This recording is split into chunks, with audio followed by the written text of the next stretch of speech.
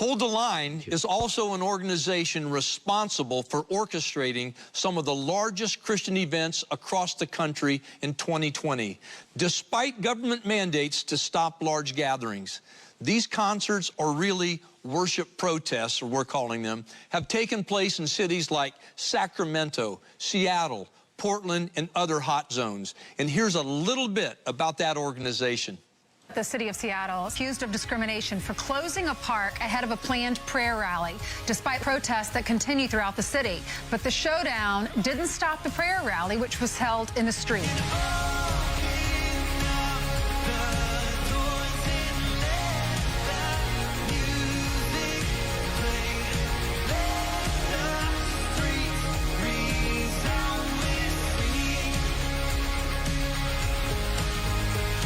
Height of hypocrisy right now that they're letting these cities, succumb to rioting and burning and pillaging, and yet they're targeting Christians.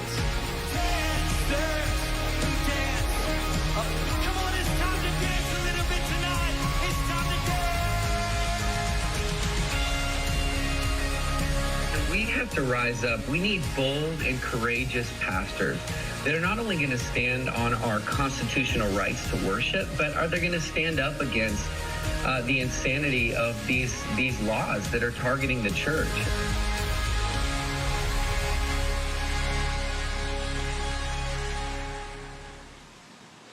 Thanks, Sean, so much for joining us. You've been out holding concerts, or I guess worship protests, in some of the most shut down areas of the country. What kind of response are you seeing? Man, it's so good to be with you guys, and really excited to share the testimony of what God's doing all over America. It's been phenomenal. We have seen thousands literally come to every city. I think tonight in Wisconsin will be our 24th city that we have visited. And the response of the church and the people of God has been tremendous. We're seeing a breakout of revival unlike I've ever seen in America. We're seeing salvations, healings, baptisms, people that are throwing away their suicide meds and coming to Jesus. I mean, it is literally a full-blown revival season right now. Wow. Sean, why is it important for Christians to be involved in government? And I know that you just had a little bit of an unsuccessful run, but for a seat in Congress. Talk to us about that. Yeah, it was a pretty wild run. I felt so compelled. I've been praying so much for America, and really, as a father of 4 kids, really concerned with the future of our nation, especially living in California. And I just felt like for me, taking a step to actually run was really putting feet to my prayers that I had prayed many years. But listen, we got to be salt and light, and that we cannot abdicate realms of society to darkness and decay. And that's what you're seeing right now, especially across California, is the inability for the church to engage has led to the overrun of our cities by these horrendous, godless leaders that are really releasing laws and going against the Constitution even of America, and our children are growing up under it. Sean, thanks, first of all, for taking a stand and putting action to your words. You started talking about this a little bit, but if I ask you this, what's going on in our country and what's wrong right now? Well, there's so much that's wrong. I mean, it's not hard to find. Obviously, you see things like the governor of California banning singing in church, which is just absolutely outrageous. You see the pedophilia bill that just passed, SB 145, that just passed the legislature. All across America, you're seeing the rise of these anti-biblical, anti-God, anti-Christ legislation that's taking root right now. And they're using the pandemic as a cover-up to slide in things across our nation. And really, it's leading to massive violence. We're seeing violence on the streets. We're seeing rioting. We're seeing our cities burn. And, I believe that the church has the answers. And, I've been saying this phrase in every city we go to across America, it's revival or bust. Like, that is our only hope, I believe, for a turnaround in America. Sean, we're all trying to be obedient to laws. We're trying to be godly in our stance, in our beliefs.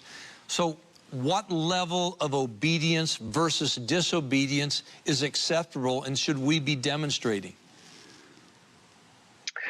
I think we look to the blueprint of the New Testament, where you see many of the church leaders, since that time now for 2,000 years, the church has endured persecution, pandemic, hardship, but yet they've continued to honor God above man. And I think for me, that is really in this season, something we need to remember is that the Lord calls us to come together and worship. He calls us to come together and pray.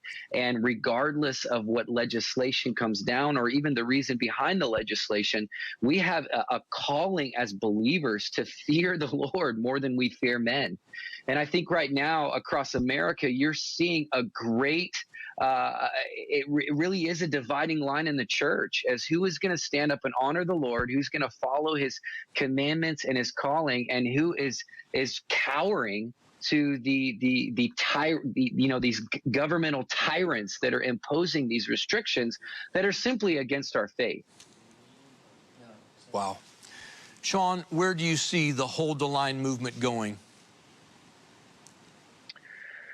We want to empower the church to engage in this season, not only pursuing revival, but also engage in the political dialogue and be active as voters and people that know what's happening with the issues. But I think my heart right now really burns for Washington, D.C. And, we are leading up, I feel like, to one of the most crucial elections in the history of this nation. And there's no more powerful thing I think that we can do as the church than gather a few weeks before that on the Mall in Washington, D.C. and worship Jesus and really declare that the government is upon his shoulders.